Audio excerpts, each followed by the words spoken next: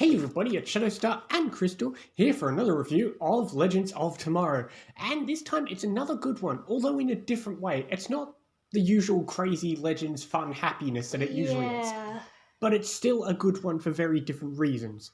It does remind me why I hate history. History is sad and scary and stupid. And yes, I know it happened and we still got to know about it. But I just hate to think about it, is all. No wonder you never took history class.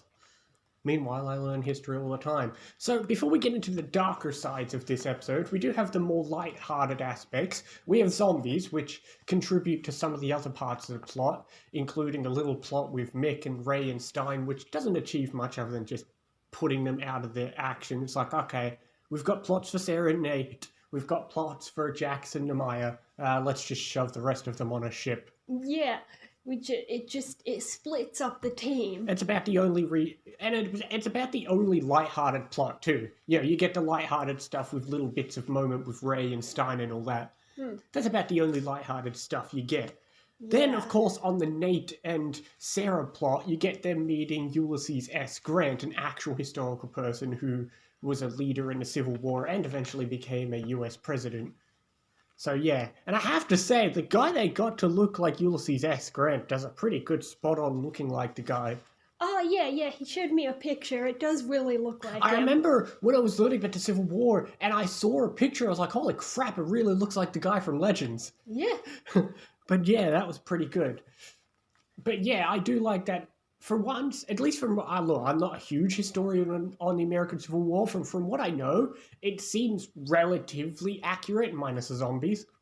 But, you know, it is accurate about Ulysses S. Grant leading the battle in the Battle of Champions Hill and all that stuff. So that's nice. I like when they're historical, and they do this from time to time, especially in Season 2, they do it quite a lot. I love when they actually bring in an actual historical character, not just go back in past.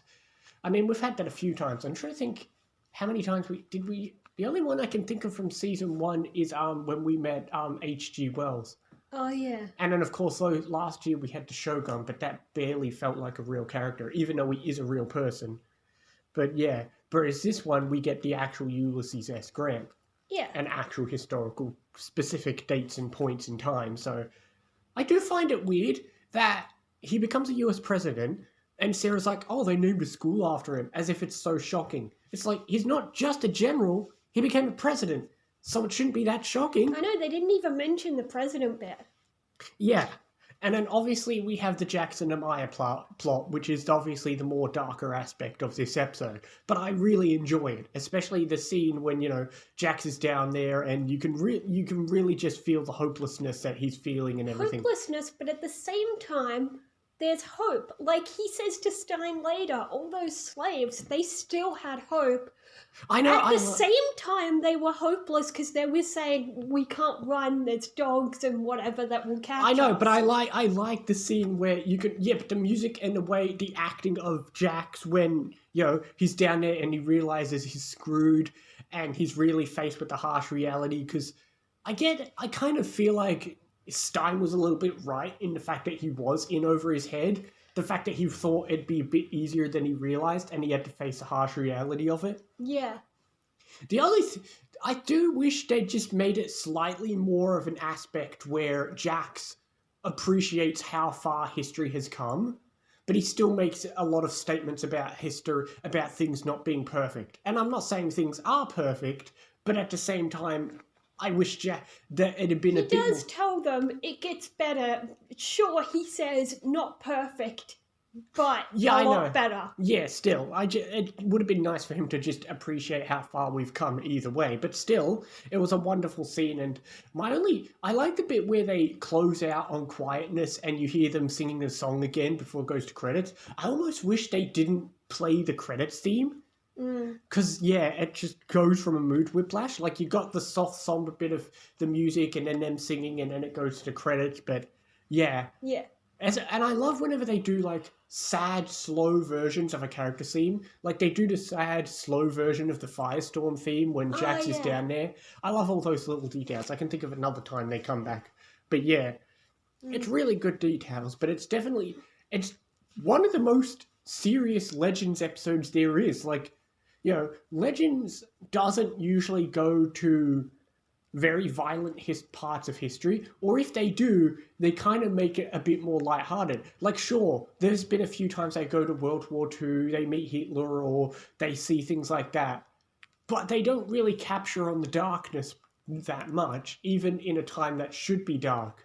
Yeah. This is one of the rare times they do, and it's nice that they did it. It's nice that despite Legends being a fun show, they managed to be serious, and that's what I like. I like when Legends is able to find that perfect blend of seriousness and fun, because sometimes I think they either go too serious or they go too fun, like in the later seasons. It's really, how do I put it? It's a lot worse, not worse, like, it's a lot more horrible than what I'm used to seeing on this show. Exactly. Usually when we see racism, it gets played off as a joke, like that time Kendra was at a party. Someone says, I'd like a refill, and she says, well, I guess you should find a waitress. That's true, but that's the thing. Usually, though, anytime we've faced racism, it's always been at least in the 20th century, where things are... I mean, granted, the 20th century was still pretty bad, but all things considered, they only faced some of the lighter aspects of the racism. Yeah, in season 1... it was always in the 20th century, so Kendra could just say, no, I'm not a waitress. I'm not the live-in help. Oh, I suppose there was that little bit where, like, the police guy captured Jax. Although, to be fair, he was working for Savage. But still. Yeah. Whereas in this time, if you say, no, I don't work here, they think you're lying. Well, that's the point. This episode They say, no, you're owned by someone. Yeah, this episode, like I said, this episode actually, faces the more darker aspects of the racism, because usually racism is either played off lightly or the characters can make jokes about it or things like that, whereas here there is no jokes about it or anything. And I like that. I like that things do that. And I can't really think of any other major moments in Legends where they really show the darkness of a particular era of time, except for one other standout point, which we'll get to, of course. But... yeah, but still. And aside from being in the basement, another scary part was when Jax and Amaya had to let a woman get hurt because they didn't want to blow their cover. But that's the thing. It's one of those scenes where... historically, I think the guy would have done something much worse to her, but all we saw was she got whipped. I mean, that's still pretty extreme, but we don't know what... I mean, any horrible things could happen, but still... From what little I did remember of history, I'm pretty sure...